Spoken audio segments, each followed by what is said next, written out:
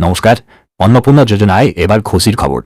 যাদের নাম অন্নপূর্ণা যোজনায় ৩ বা তার বেশি পাকা রুম আছে বলে, ৫০ ডেসিমেলের বেশি জমি আছে বলে এবং জিএসটির জন্য যাদের ফর্ম রিজেক্ট করা হয়েছিল তারা কিন্তু 100% টাকা পাবেন। আজকের ভিডিওতে সেই তথ্যটাই আমরা তুলে ধরব এবং এই নোটিশে কি বলা হয়েছে, মানে নোটিশ আজকে একরকম আসছে, কালকে একরকম আসছে, আজকে একরকম নিয়ম হচ্ছে, আবার নিয়ম দুদিন পর চেঞ্জ হয়ে যাচ্ছে। এই সমস্ত কিছু বিচার বিবেচনা করে একটি নোটিশ উঠে এসছে। এখানে কারা টাকা পাবেন, কারা টাকা পাবেন না, নতুন আবার কি নিয়ম হলো, সমস্ত কিন্তু তথ্য আজকের এই ভিডিওতে দেখে নেব। ভিডিওটি একটু বড় হবে, তাই যদি সম্ভব হয় একটু সময় নিয়ে অবশ্যই দেখবেন। এই যে নোটিশটা দেখতে পাচ্ছেন, এই নোটিশটা পাবলিশ হয়েছে গত ৮ তারিখ ৮/৭/২০২৬। এখানে অন্নপূর্ণা যোজনার পোস্ট বেনিফিট ডিস্ট্রিবিউশন নিয়ে কিন্তু কিছু আলোচনা হয়েছে। এই নোটিশটা ইংরেজিতে এসছে, আপনাদের বোঝার সুবিধার জন্য আমি টোটাল নোটিশটা বাংলায় কনভার্ট করে নিয়েছি, তারপর কিন্তু আমি জিনিসটা আলোচনা করব। এবার এখানে একটা কথা বলে রাখি, আগে আমাদের জানতে হবে অন্নপূর্ণা যোজনার কি শর্ত ছিল। দেখুন, অন্নপূর্ণা যোজনায় ৩,০০০ টাকা পাওয়ার জন্য যে শর্তটা ছিল, এটা মহিলাদের জন্য স্কিম অবশ্যই, এবং মহিলার বয়স হতে হবে ২৫ থেকে ৬০ বছরের মধ্যে। এই মহিলা যদি কোনো সরকারি চাকরি করেন অথবা সরকারি যদি পেনশন পান, বা এই যে ২ নম্বর পয়েন্টে বলা হয়েছে এই নিয়মগুলোর মধ্যে কোনোটা যদি তিনি করে থাকেন, তাহলে কিন্তু তিনি অন্নপূর্ণা যোজনার টাকা পাবেন না। এবং তার থেকেও বড় কথা, তিনি যদি আয়কর দেন তাহলেও কিন্তু তিনি অন্নপূর্ণা যোজনার টাকা পাবেন না। এবার আয়কর দেওয়া বলতে কি শুধুমাত্র আয় করলেই যে টাকা আটকে যাবে তা কিন্তু নয়।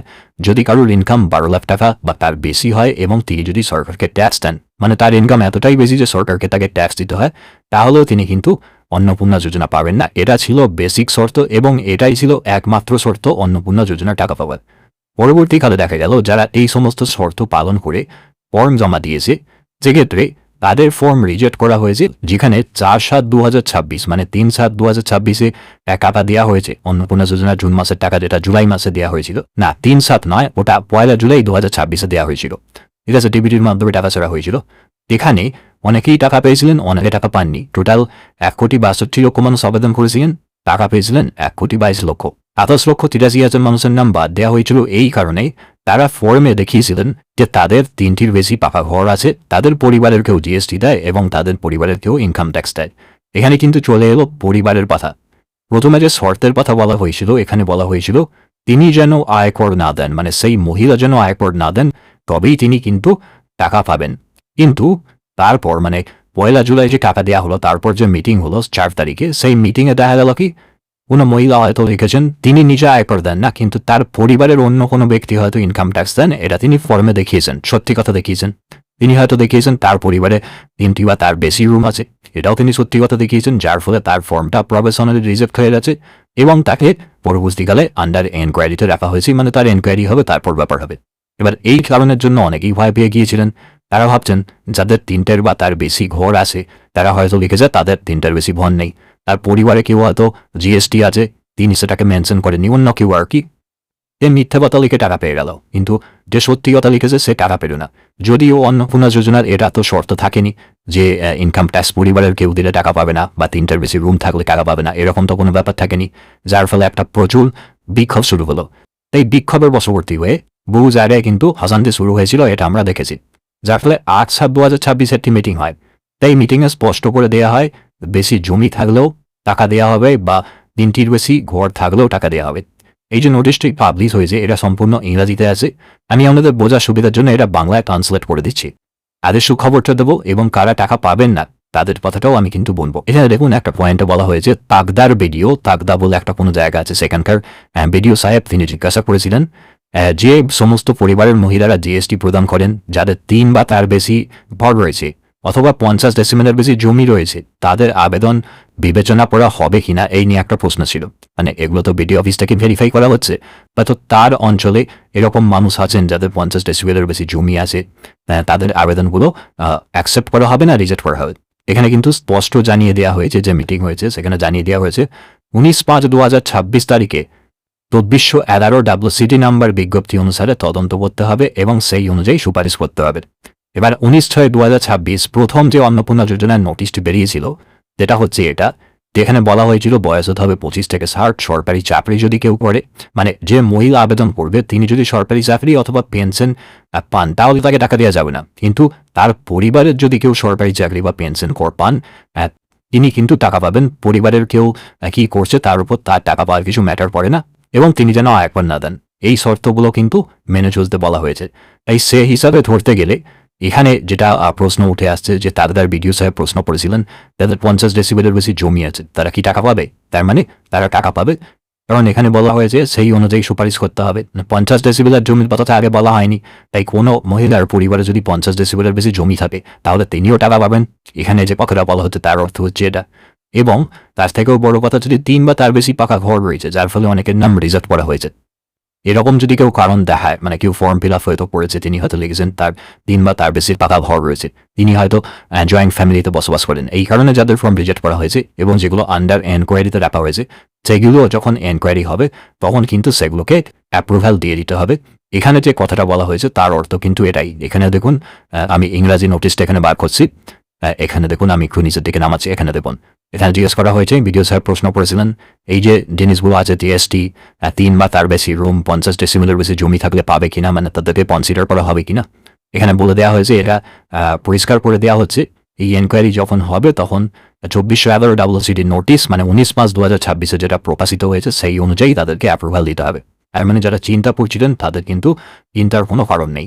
এবার দেখা যাচ্ছে কাদের নাম বাদ গেল হচ্ছে, এখানে দেখুন বলা হয়েছে অঙ্গনওয়াড়ি কর্মী, অঙ্গনওয়াড়ি সহায়িকা এবং আশা কর্মী, সিভিক ভলেন্টিয়ার এবং প্যারা টিচার বা পার্শ্ব টিচার যারা আছেন তারা টাকা পাবেন কিনা জিজ্ঞেস করা হয়েছিল। জানানো হয়েছে যেহেতু তারা সরকারি ক্ষেত্রে যুক্ত এবং মাসিক ভিত্তিতে পারিশ্রমিক পান, তাই তাদের নাম অন্নপূর্ণা যোজনায় রাখা যাবে না, তাদের আবেদন অনুমোদন করা যাবে না। মানে তাদেরকে আপাতত কিন্তু টাকা দেওয়া হবে না অন্নপূর্ণা যোজনা। তারা যদি আবেদন করেও থাকেন, আপাতত আবেদনগুলো পোস্টপোন করা থাকবে, তাদেরকে কিন্তু কোনো রকম টাকা দেওয়া হবে না। এবার তাদের বাদ দেওয়া হবে কেউ যদি সরকারি কর্মচারী, পেনশনভোগী বা আয়করদাতার পরিবারের সদস্য হন, এক্ষেত্রে তাদেরকে টাকা দেওয়া যাবে কিনা। মানে দেখা যাচ্ছে কোনো মহিলা, তার স্বামী বা তার শ্বশুর মশাই হয়তো সরকারি কর্মচারী বা পেনশন পান, তার পরিবারের কেউ হয়তো আয়কর দেন, তাহলে তাদেরকে টাকা দেওয়া যাবে কিনা এটা জিজ্ঞেস করা হয়েছিল।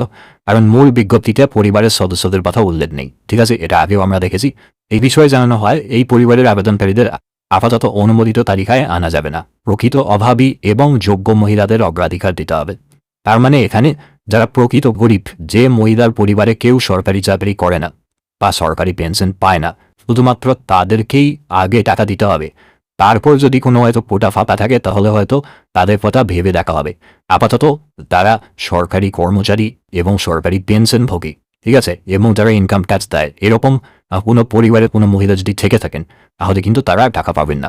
এবার হ্যাঁ, এখানে একটা বলার ব্যাপার আছেন, যারা মিথ্যে বলে টাকা পেয়ে গেছেন 1 জুলাই, তাদের কি হবে? তাদেরও হয়তো পরবর্তীকালে এনকোয়ারি হবে, সেক্ষেত্রে এনকোয়ারি হলেও তাদের টাকাও কিন্তু বফ হয়ে যাওয়ার একটা সম্ভাবনা দেখা যাচ্ছে। তাহলে কারা টাকা পাবেন না, এখানে কিন্তু আমি পরিষ্কার মেনশন করে দিলাম, এবং কারা টাকা পাবেন এটা কিন্তু এখানে পরিষ্কার হয়ে গেল। তারপর এখানে আরও কিছু কথা বলা হয়েছে, যেখানে দেখা যাচ্ছে তদন্তকারী আধিকারিককে সুপারিশপত্রের পাতাটি স্ক্যান এবং আপলোড করতে প্রচুর সময় লাগছে। দ্রুত নিষ্পত্তির স্বার্থে জানানো যাচ্ছে এই মুহূর্তে এই পোর্টালে আপলোড করার প্রয়োজন নেই, তবে ব্যাক এন্ড অফিসে যাতে সিল ও স্বাক্ষর সহ 8 কপির অবশ্যই সংরক্ষণ রাখতে হবে।